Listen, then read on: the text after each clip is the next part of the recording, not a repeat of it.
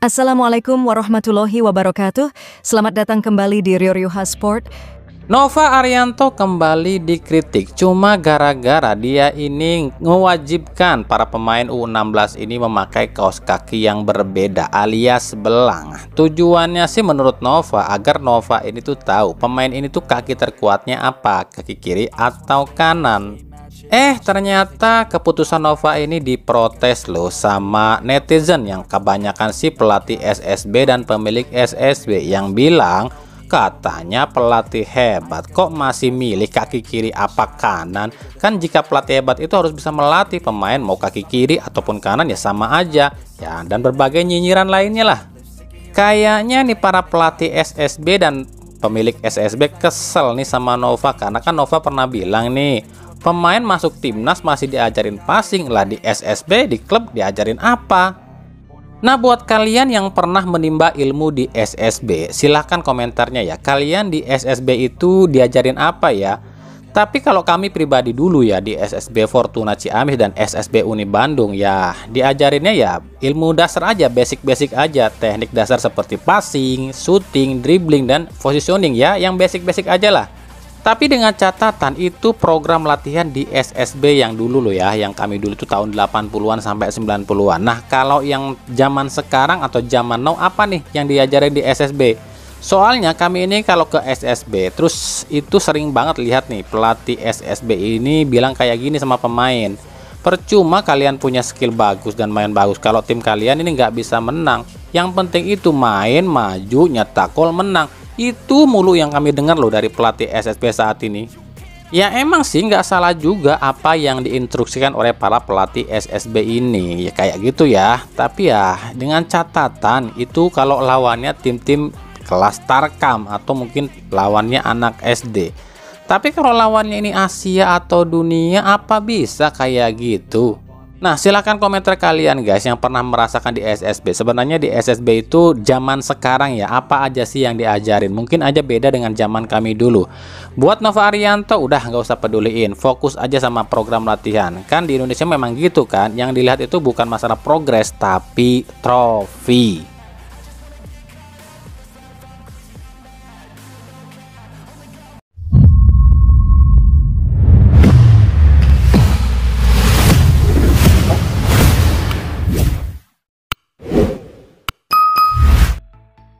Di timnas U20 sendiri, Indra Syafri cuma memakai 5 pemain keturunan. Tak ada nama Amar Berkik di sana. Dan 5 pemain ini adalah Dilan Yabran Rinaldi dari klub SV Gladbach di Jerman, Coyun Damanik dari Lausanne Sport di Belgia, Welber Jardim Sao Paulo Brazil, Eros Darmawan dan Marcelino Amaola dari Lagranos Spanyol. Kami pribadi pun nggak tahu ya kenapa Amar Berkik ini nggak dipanggil sama Indra Syafri. Bahkan pemain pilihan Sintayong ini Jens Reven pun nggak diambil loh oleh Indra Syafri. Bicara soal pemain keturunan, ini ada satu pemain. Sebenarnya sih dia ini bukan pemain keturunan ya. Dia ini asli orang Indonesia. Cuma kebetulan bapaknya ini pernah jadi duta besar Indonesia di Qatar. Dia adalah Andri Syahputra. Pemain berusia 24 tahun kelahiran Lok Semawe, Aceh. 2016 silam, Andri ini pernah dipanggil ke timnas Indonesia U19 oleh Indra Syafri. Tapi Andri ini menolak lantaran ingin membela timnas Qatar. Sebab waktu itu Andri ini berpikir timnas Indonesia ini nggak akan pernah mungkin ikut Piala Asia, apalagi Piala Dunia. Sementara kalau di timnas Qatar udah pasti ikut Piala Dunia, apalagi Piala Asia. Andri memang sempat beberapa kali membela timnas Qatar U19 dan U20, tapi menjelang usia 22 tahun, Andri mulai menyesal menolak timnas Indonesia. Sebab usai di timnas U20 Qatar, dirinya nggak pernah lagi dipanggil ke timnas Qatar, baik U23 apalagi timnas senior Qatar. Bahkan saat Qatar jadi tuan rumah Piala Dunia 2023 dan Piala Asia kemarin, Andri ini cuma menonton di TV. Bahkan yang lebih miris, Andri saat ini dibuang sama klubnya, yakni Al Garrafa, ke klub Liga 3 Muayt SS. Kini Andri Syaputra menyesali keputusannya menolak timnas Indonesia. Andai saja dulu tak menolak timnas Indonesia, mungkin saat ini dia sudah merasakan main di Piala Asia yang menjadi impiannya bersama timnas Qatar. Ya, inilah yang dinamakan ambisi melupakan jati diri. Orang yang lahir di belahan dunia lain aja cuma gara-gara memiliki darah Indonesia ngotot ingin jadi WNI. Lah yang ini yang asli Indonesia justru tolak panggilan Pertiwi. Gimana komentarnya? Kita ke berita klub. Kekalahan 0-2 PSIS atas Persis Solo alias Derby Jateng ternyata sangat menyakitkan bagi PSIS, terutama bagi Yoyo Sukawi. Selain terlempar dari 4 besar digusur oleh Madura United, tapi Yoyo pun dihujat oleh Panser Biru yang dianggap terlalu jumawa dan gak mau dengerin aspirasi supporter. Ya, keputusan Yoyo memilih Batakan sebagai laga derby Jateng membuat PSIS pun loyo sebab nggak banyak pendukungnya. Para Panser Biru sebenarnya lebih meminta atau memilih Stadion Iwayan Dipta atau mungkin ke Jakarta sekalian daripada harus ke Batakan dan Kalimantan. Sebab istilahnya kalau main di Jakarta ataupun di Bali nggak perlu nyebrang laut. Tapi ya itulah, kami kan sering bilang penyesalan itu datangnya belakangan ya, kalau di depan namanya pendaftaran. Tapi ya tetap harapan masih ada, cuma memang agak berat sebab dua tim di atas PSIS ini yakni Bali United dan Madura United pun pasti ngotot. Belum lagi tim di bawahnya seperti Persik Kediri, Barito Putra dan Persis Solo pun sama. Nah kan, satu keputusan keliru berbuah petaka. Sementara itu, 2 gol Musa Sidibe ke gawang PSIS menjadikan Sidibe masuk dalam daftar deretan winger tertajam di Liga 1 musim ini. Total Sidibe sudah mencetak 10 gol dan 5 assist sejauh ini. Dan berikut kami akan berikan daftar winger-winger tertajam Liga 1 2023. Dan menurut kalian, siapakah winger terbaik versi kalian ya? Di urutan ke-10 ada Tavinho dari Rans dengan koleksi 6 gol, 2 assist dan 8 kartu kuning. Di urutan ke-9 ada Murilo Mendes dari Barito Putra dengan koleksi 6 gol, 2 assist, cuma unggul di kartu kuning aja yakni koleksi 5 kartu kuning. Di urutan ke-8 ada Malik Rizaldi dari Madura United dengan koleksi 8 gol, 3 assist dan 5 kartu kuning. Di urutan ke-7 ada Rio Matsumura dari Persija dengan koleksi 9 gol, 8 assist dan 3 kartu kuning. Di urutan ke-6 ada Bruno Moreira dari Persebaya dengan koleksi 10 gol, 3 assist dan 6 kartu kuning.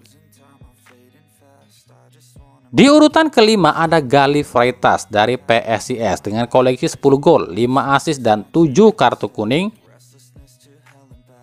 Di urutan ke-4 ada Musa Sidibe dari Persis Solo dengan koleksi 10 gol, 5 assist dan 2 kartu kuning. Di urutan ketiga ada Stefano Lillipali dari Borneo FC dengan koleksi 11 gol, 17 assist dan 3 kartu kuning. Di urutan kedua ada Ciro Alves dari Persib Bandung dengan koleksi 12 gol, 8 assist dan 1 kartu kuning. Dan di posisi utama ada Kenzo Nambu dari PSM Makassar dengan koleksi 13 gol, 0 assist dan 2 kartu kuning. Sebagai catatan dari 10 winger di atas, cuma ada 2 yang bukan winger murni, yakni Kenzo Nambu dan juga Rio Matsumura yang posisi aslinya adalah gelandang serang. Tapi saat ini lebih diposisikan sebagai winger. Nah, gimana menurut kalian? Siapakah winger favorit kalian?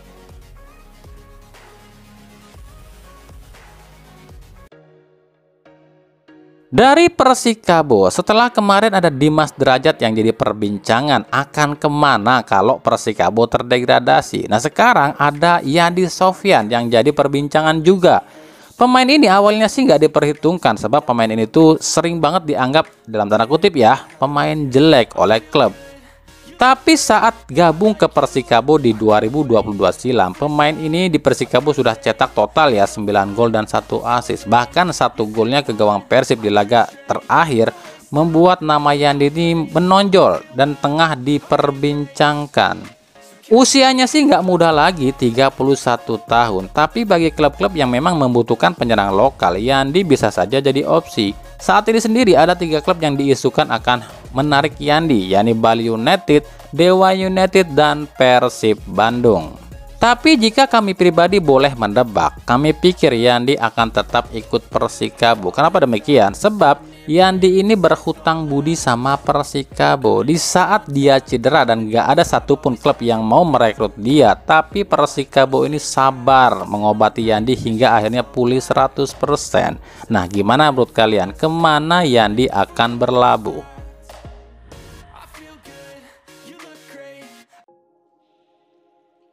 Dari Persib Bandung, oke, kami mau sedikit komentarin video ini. Simak ya video ini. Jadi pemain-pemain Persib yang selama ini duduk di bangku cadangan, itu ternyata terbukti memang layak main.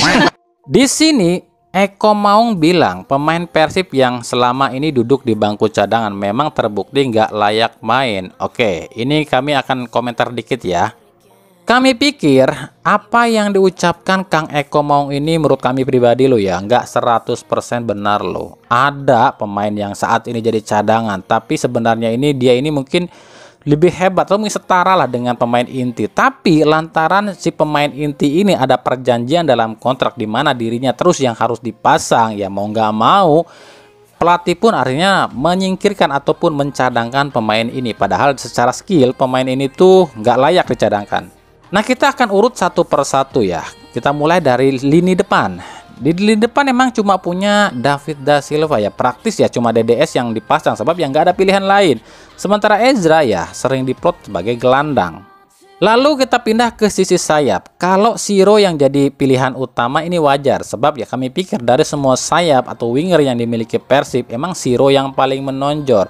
Tapi kalau ditanya sisi sayap satu lagi antara Rian Kurnia, juga Febri Haryadi maupun Arsan Makarin, kami pikir 3 pemain ini skillnya seimbang deh. Ini kembali ke faktor kebutuhan aja. Artinya apa? Yang main di pemain inti di posisi winger satu lagi ini nggak bisa disebut lebih bagus dari pemain cadangan. Lalu kita beralih ke sektor gelandang. Kenapa selalu Maklok dan Dado yang dipilih ya? Ini kalau ini kami setuju sebab ya kami pikir nggak ada pilihan lain di gelandang selain Klok dan Dado. Persib nggak punya lagi gelandang jangkar. Ada Ajis bukan tipikal gelandang jangkar loh ya. Kalau di sini dibilang Ajis kenapa dicadangkan? Karena Ajis mungkin secara performa memang kalah ya dari Beltrame ataupun Beckham. Nah, ini kami mungkin setuju ya memasang Beltrame dan mencadangkan Ajis ya. Kita beralih ke bek kiri. Kenapa harus Rezaldi yang dipasang? Kenapa bukan Edo atau Zalnando? Kalau dibilang Edo dan Zalnando ini nggak layak main, ini pun nggak benar. Sebab kita sama-sama tahu lah, Edo ini lebih cocok jadi winger. Sementara Zalnando emang lagi cedera. Jadi bukan berarti Edo dan Zalnando ini nggak layak loh ya. Sementara kalau bek kanan ya memang nggak ada pilihan lain selain Hen-Hen. Sementara ada sih pengganti seperti Kakang dan Irianto. Ini kan bukan asli dari bek kanan. Mereka ini kan bek tengah. Jadi wajar kalau Hen-Hen ini jadi pilihan utama. Kecuali bek tengah. Ini mungkin kami agak setuju dengan pendapat Eko Maung. Karena emang faktanya Nick dan Beto ini lebih unggul dibanding para penggantinya seperti Victor, Jupe, Irianto ataupun Kakang ya. Emang kualitasnya memang para pemain cadangan ini di bawah Nick dan Beto. Tapi kalau soal kiper ini kami yang dibilang nggak setuju. Sebab kalau dibilang pemain cadangan nggak layak main, menurut kami ya baik Fitrul maupun Teja ini levelnya sebanding loh sama Kevin. Cuma kan karena si Kevin ini ada klausul kontrak yang mengharuskan pelatih itu harus selalu memakai Kevin, makanya Teja dan Fitrul ini selalu dicadangkan. Bukan berarti Teja dan Fitrul ini kalah dibanding Kevin. Jadi kalau kami bilang kurang tepat ya, kurang etis kalau bilang pemain cadangan Persib itu nggak layak main. Mungkin yang lebih tepat dan lebih etis itu karena kebutuhan tim aja kali ya. Itu yang lebih etis kali ya. Sorry loh, ini cuma pandangan kami. Nah, gimana pendapat kalian? Setuju dengan ucapan Kang Eko atau ucapan kami? Ya silakan saja, itu sih sah-sah saja.